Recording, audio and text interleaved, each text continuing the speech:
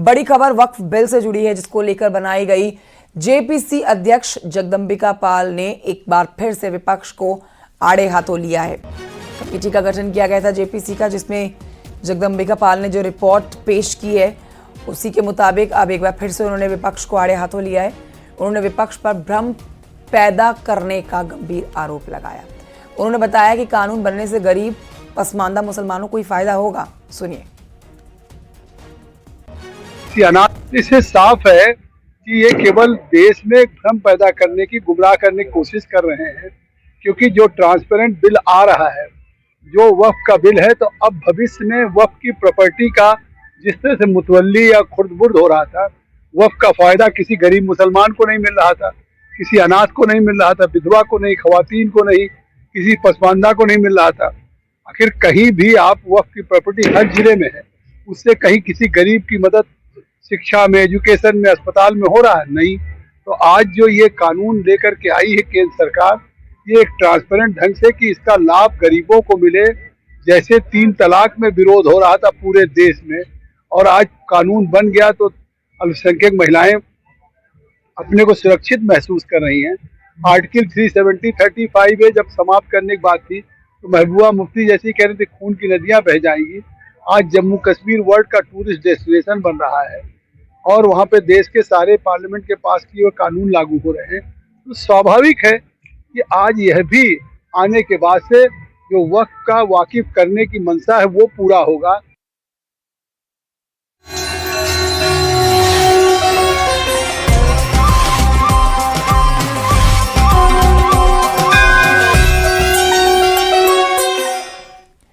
महाकुंभ की खबरों के सफर पर आपको लिए चलते हैं। महाकुंभ खत्म होने में अब कुछ ही दिन बाकी हैं, लेकिन हर दिन हजारों लाखों की संख्या में श्रद्धालु पहुंच रहे हैं। आज का अपडेट आपको देंगे।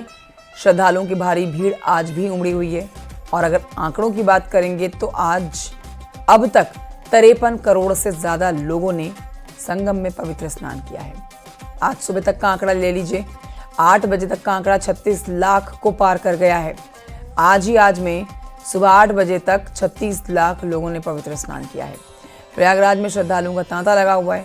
भीड़ को देखते हुए संगम स्टेशन 28 फरवरी तक के लिए बंद कर दिए गए हैं।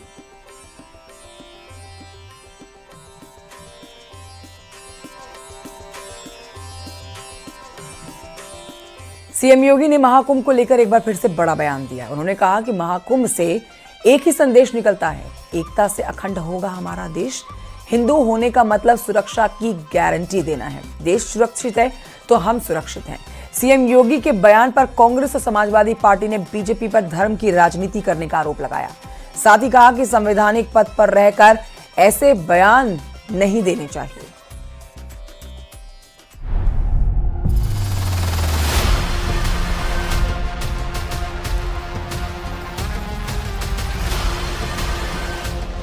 प्रयागराज में सीएम योगी ने महाकुंभ को लेकर बड़ा बयान दिया। उन्होंने कहा कि महाकुंभ से संदेश एकता से अखंड रहेगा देश। सीएम योगी ने कहा कि हमें सनातनी होने पर गर्व होना चाहिए। हिंदू होने का मतलब सुरक्षा की गारंटी देना है। देश सुरक्षित है तो हम सुरक्षित हैं। कि महाकुंभ का संदेश या महाकुंभ से संदेश एकता से ही अखंड रहेगा ये देश, एकता से ही अखंड रहेगा ये देश। महाकुंभ का संदेश एकता, हम सबकी एकता इस देश की अखंडता का आधार है और भारत अखंड है, सुरक्षित है तो हम भी उसमें सुरक्षित और सुरक्षित है तो हम भी उसमें सुरक्षित हैं। हमारे धर्मस्थल सुरक्षित रह जाते हैं, हमारे पर्व और त्योहारों की परंपरा सुरक्षित रह जाती है, हमारे मठ और मंदिर, हमारा धर्म सुरक्षित हो जाता है, हमारी बेटियां, हमारी बहनें सुरक्षित हो जाती हैं। हिंदू होने का मतलब भारत की एकता और अखंडता की गारंटी देना। सीएम योगी के बयान पर विपक्ष का कहना है कि बीजेपी धर्म की राजनीति करती है। महाकुंभ के बहाने बीजेपी अपनी मार्केटिंग में जुटी है। संवैधानिक पद पर रहकर ऐसे बयान नहीं देने चाहिए। लगातार आपकी सरकार सिर्फ और सिर्फ ध्रुवीकरण की पॉलिसी तय करती है, आप संवैधानिक पद पर बैठ करके इस तरह की बातें कर रहे हैं, इससे समझा जा सकता है कि प्रदेश के हालात क्या हैं। आज आपकी सरकार से हर वर्ग परेशान है, लेकिन आप सिर्फ और सिर्फ महाकुंभ की आड़ में जिस तरह से 7,000 करोड़ से ज़्यादा टैक्स पेयर का पैसा पानी की तरीके जो बहाया है, ये भी जनता जवाब जरूर मांगेगी। कुंभ में श्रद्धालु आ रहे हैं, श्रद्धालु आस्था की डुबकी लगाए और वापस घर तक चले जाएं, उनको असुविधा ना हो। केवल समाजवादी पार्टी इतना ही चाहती है और इतना ही कुंभ पे बोलना चाहती है। भारतीय जनता पार्टी के लिए धर्म, परंपराएं, आस्था सब राजनीति का विषय है। हम समाजवादियों के लिए धर्म, परंपराएं, आस्था वो राजनीति का विषय नहीं है। उन्नाव के बीजेपी सांसद साक्षी महाराज ने विपक्ष पर पलटवार किया। उनका कहना है कि महाकुंभ में जिस तरह से लोगों की भीड़ उमड़ रही है, उससे विपक्ष का बौखलाना स्वाभाविक है। गोता लगा लिया है। 26 तारीख आते आते मुझे लगता है 60 करोड़ का आंकड़ा पूरा होगा। लगता है कि हिंदुस्तान की आधी से ज्यादा आबादी प्रयागराज में है, संगम में है, गोता लगा रही है। तो विपक्ष का बौखलाना, उल जलूल बातें करना और व्यवस्था पर प्रश्न चिन्ह खड़ा करना ये स्वाभाविक है। कुछ दिन पहले अखिलेश यादव ने महाकुंभ में स्नान के आंकड़ों पर तंज कसते हुए 60 करोड़ लोगों के स्नान करने का दावा किया था। 50 करोड़ तो नहीं आए हैं, 60 करोड़ लोग आए हैं। आप भी झूठ मत बोला करो। आप उनकी गिनती कम मत करिए। वीआईपी मूवमेंट बंद नहीं हो रहे। आप उनकी गिनती कम मत करिए। वीआईपी मूवमेंट बंद नहीं हो रहे। गिनती कम कर करके आप उनको भी परेशानी में डाल रहे हो। जो आंकड़ा आएगा वो 60 करोड़ का आंकड़ा आएगा। केंद्रीय मंत्री धर्मेंद्र प्रधान ने संगम नगरी पहुंचकर परिवार के साथ पवित्र स्नान किया। उन्होंने कहा कि वे भाग्यशाली हैं कि उन्हें महाकुंभ में भाग लेने का मौका मिला। देखो, मैं इस पवित्र मुहूर्त पे किसी को कोई नकारात्मक बात कहना नहीं चाहूंगा, लेकिन कुंभ हमारी सभ्यता की आस्था है।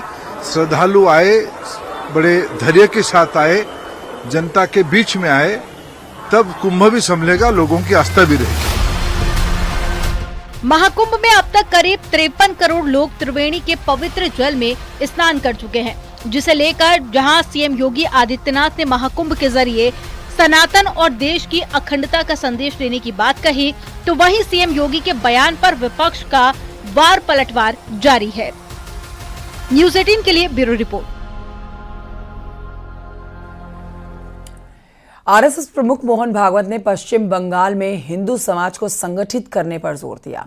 संघ के कार्यक्रम के दौरान भागवत ने कहा है कि आरएसएस पूरे हिंदू समाज को संगठित करना चाहता है, क्योंकि भारत की आत्मा विविधता है और हिंदू विविधता को स्वीकार करके आगे बढ़ता है।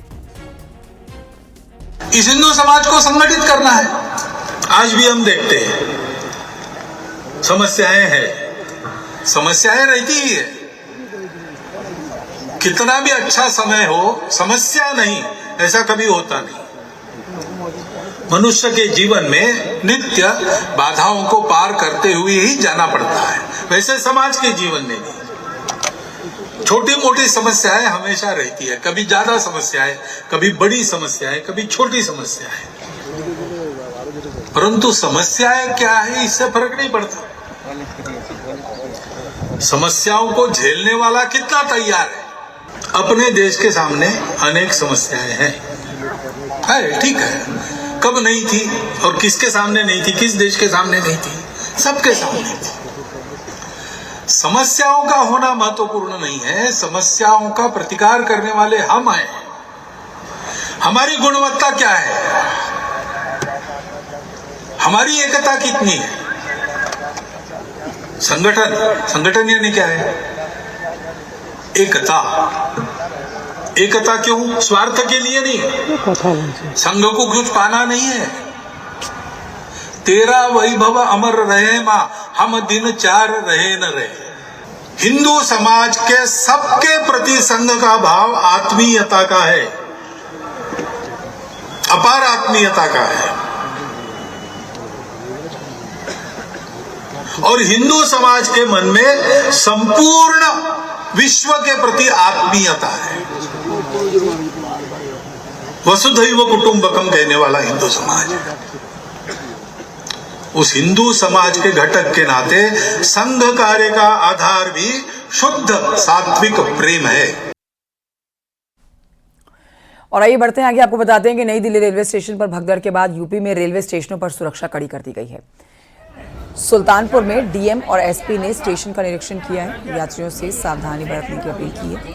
खासतौर से प्रयागराज और अयोध्या जाने वाले यात्रियों को सावधानी बरतने की सलाह दी गई है। अभी हमने इंश्योर किया कि हर जगह ट्रैफिक जो है और क्राउड मैनेजमेंट जो है वो स्मूथली कराया जाए। सभी जो मेजर्स हैं बस स्टेशन पे और ये रेलवे स्टेशन पे ये ले लिए गए हैं वहाँ के प्रशासन द्वारा। क्राउड मैनेजमेंट को देखते हुए पीए सिस्टम हो या यात्री सुविधाएं जैसे प्रसाधन हो गया, ड्रिंकिंग वाटर हो गया और सेंट्रलाइज्ड कंट्रोल रूम, ये इन सभी जगहों पर उपलब्ध है। सड़क मार्ग पर भी ट्रैफिक का फ्लो अब स्मूथ है, कोई उसमें इश्यूज नहीं है। उधर नई दिल्ली रेलवे स्टेशन पर हुए हादसे के बाद देश के प्रमुख स्टेशनों पर सतर्कता बढ़ती जा रही है। मथुरा में डीआईजी एसएसपी ने टीम के साथ रेलवे स्टेशन का निरीक्षण किया, यात्रियों से बातचीत की। उन्होंने कोतवाली और जीआरपी पुलिस के अधिकारियों को विशेष रूप से नजर बनाए रखने के निर्देश दिए। प्रयागराज जाने वाली स्पेशल ट्रेनों के समय पर विशेष निगरानी और सतर्कता बरतने के निर्देश दिए गए। तो थाना इंचार्ज जीआरपी पुलिस के साथ में जो मथुरा स्टेशन का भ्रमण किया गया, जो वहाँ पर यात्री थे उनसे बातचीत की गई, जो वहाँ पर संबंधित जो स्टेक होल्डर सबसे बातचीत की गई। डीआईजी सर और डीएम साहब ने हमें लोगों को निर्देश दिए। उस निर्देश के क्रम में वहाँ पर व्यवस्था की जा रही है, कराई जा रही है और सभी जितने भी जो लोग हैं उनको सबको आवश्यक हिदायत दी गई है सर के द्वारा। उसका जो कोतवाली और जीआरपी पुलिस है उसको उनके द्वारा पालन कराया जा रहा है।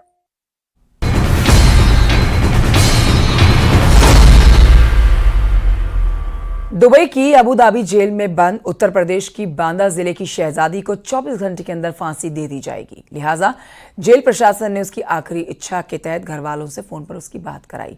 इसमें शहजादी ने अपने माता पिता को सांत्वना देते हुए कहा, अम्मी अब्बू, परवरदिगार की यही मर्जी थी, आप रोना मत। ये आखिरी शब्द हैं दुबई के अबू धाबी की जेल में कैद बांदा निवासी शहजादी के, जिसने जेल प्रशासन की अनुमति से गोयरा गांव में अपने घर वालों से बात की। बांदा जिले की गोयरा मुगली गांव की रहने वाली शहजादी साल 2021 में नौकरी के लिए अबू धाबी गई थी। आगरा निवासी उजैर ने लग्जरी लाइफ का लालच देकर उसे अबू धाबी भेजा था।